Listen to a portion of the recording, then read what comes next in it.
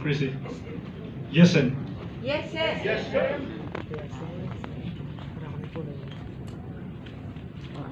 Our Honorable Chairperson, Madam Jennifer Pia Sibuglas, Honorable Ethnographic Commissioners, our Dynamic Bureau and Division Chiefs at our of our Central Office, our Regional Directors, Provincial Officers, Community Service Center Heads, and all NCIP personnel who are with us today, physically or via Zoom.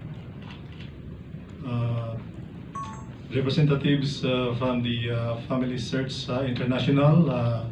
We have Honorable Michael Colmer, the Senior Vice President for Asia Pacific and Africa. And we have Honorable Emmanuel Abraham, the Country Manager. And we also have project heads for the carbon policy project, Attorney Edna Maguigad and Attorney Jillian Duluman, and other representatives from from the government and private sectors. Today we have a multi-pronged event for our indigenous peoples, and this includes 4 activities. And the reason we are doing them in one setting is not to save money on our budget, but because we want to create a more cohesive and comprehensive celebration. So our celebrations this morning include the following. We celebrate the National Indigenous Peoples Day, and we also celebrate the International Day of the World's Indigenous Peoples, or the IDWIP. And we have the signing of the Memorandum of Understanding between the NCIP and the Family Search International.